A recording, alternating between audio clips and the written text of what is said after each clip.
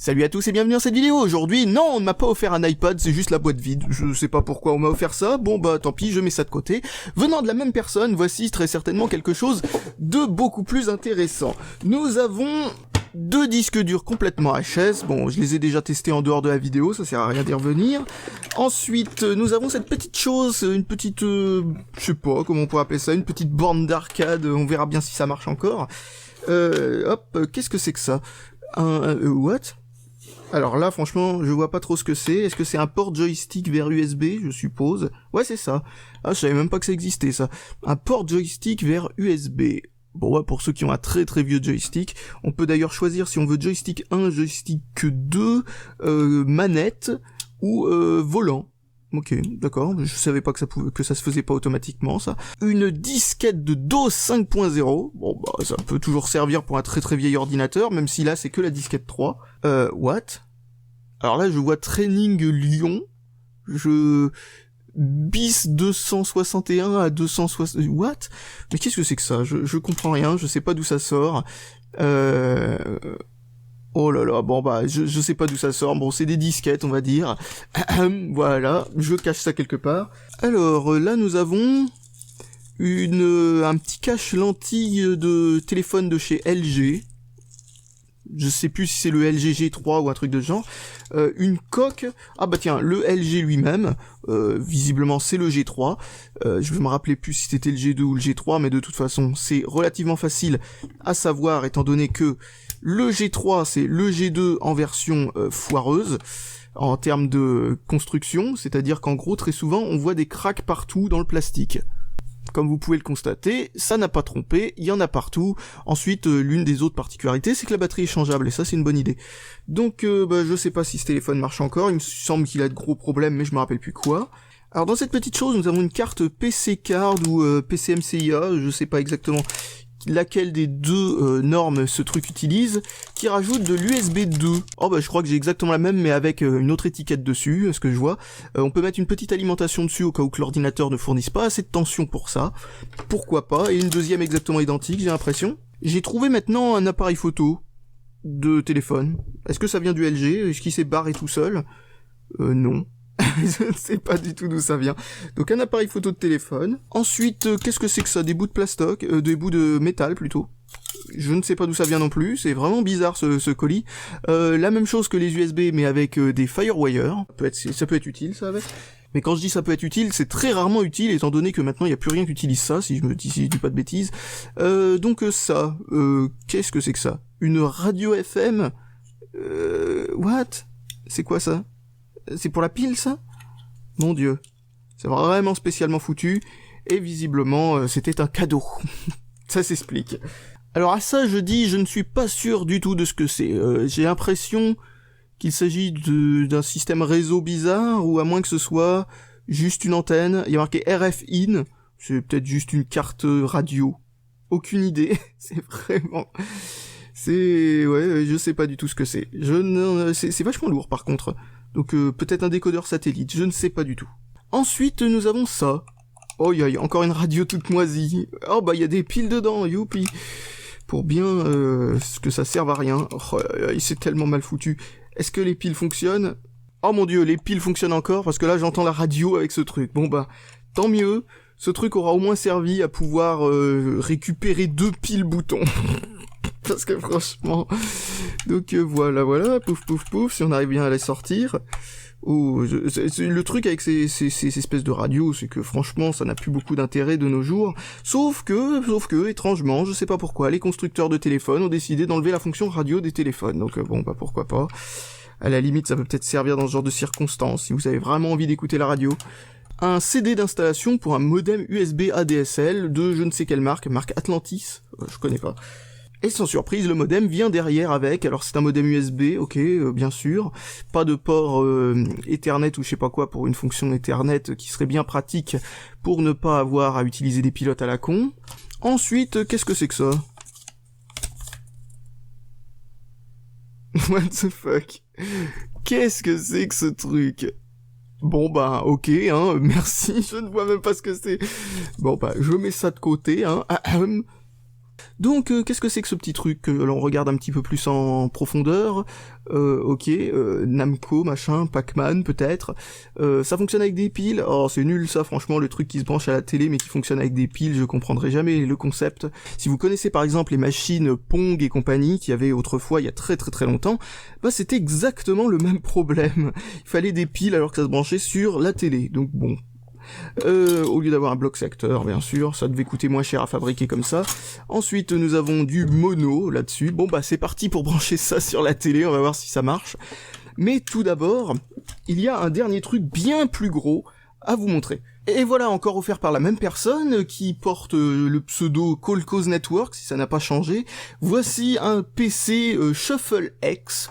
Alors, je sais plus du tout si c'est une marque ou je ne sais pas quoi, il me semble que oui. Il me semble que ça n'existe plus. Il faisait des ordinateurs qu'on appelle de type barebone, c'est-à-dire en gros des ordinateurs dans des petites boîtes toutes petites comme ça, qui bon, étaient sympathiques. Franchement, c'était des ordi normaux, en fin de compte, mais bon, mal refroidis entre guillemets. Ce genre d'ordinateur, ça n'existe plus beaucoup, même si on peut encore fabriquer ça soi-même. C'est-à-dire en gros acheter des composants, un boîtier de ce style-là, et on peut fabriquer ça soi-même. Bon, ça n'a pas tellement la cote, étant donné que maintenant on peut acheter un ordinateur portable, etc. Mais ça peut servir dans certains cas, genre home cinéma ou ce genre de truc. Donc voilà à quoi ça ressemble dedans, c'est un truc assez vieux, je sais pas du tout ce qu'il utilise comme processeur. Il y a ici un ventilateur qui est relié directement en dessous sur le socket du processeur. Je sais pas si vous voyez bien, mais en gros, il y a des énormes cathodiques qui vont de là à là. Ça me rassure un petit peu parce que je ne voyais pas du tout comment ça pouvait être refroidi sinon. Je sais pas du tout ce que c'est comme processeur, mais vu de côté comme ça, j'ai vraiment l'impression qu'il s'agit d'un AMD Athlon ou un truc de ce genre, ce qui est genre un Athlon XP, un truc comme ça, ce qui n'est pas forcément un mauvais choix pour ce genre de truc. Il y a de la mémoire vive qui a l'air d'être de la DDR1, ok. Il y a un disque dur de chez Maxtor, oh là là, magnifique disque dur de merde, pour ceux qui connaissent. Un lecteur de disquette qui n'est pas relié, donc il n'y a pas la nappe, ou si, il y a peut-être la nappe, mais il est pas relié. Non, il y a même pas la nappe, ok d'accord, je sais pas du tout. Pourquoi il y a un lecteur de disquette alors? Il devait bugger, je sais pas. Ensuite, nous avons un lecteur CD, tout ce qui est de plus banal. Ah, qui lit les DVD quand même, c'est déjà ça. Donc voilà, c'est juste un petit ordinateur où tout est bien tassé n'importe comment dedans. À une époque, c'était vraiment sympathique, c'était un peu la mode, ça a pas duré longtemps, enfin on a essayé de nous vendre ça. Un truc qui me fait marrer, tiens, je viens de voir ça tout de suite, c'est le fait qu'il a 2 sorties VGA et une sortie TV dessus. Donc voilà, c'est marrant, 2 sorties VGA, c'est rare de voir ça dans des graphiques intégrés directement à la carte mère. Habituellement, ils s'amusent à mettre des trucs beaucoup moins intéressants que ça. Donc voilà, je vais essayer de le démarrer, on va voir si ça marche. Et voilà, cette petite machine est branchée, il n'y a plus qu'à essayer d'allumer ça. Est-ce que ça marche? Il me semble qu'il m'avait dit quelque chose à propos de cette machine, soit dit en passant, en termes de non-fonctionnement.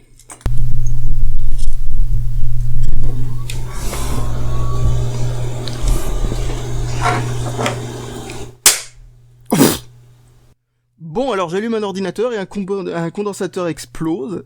C'est la magie.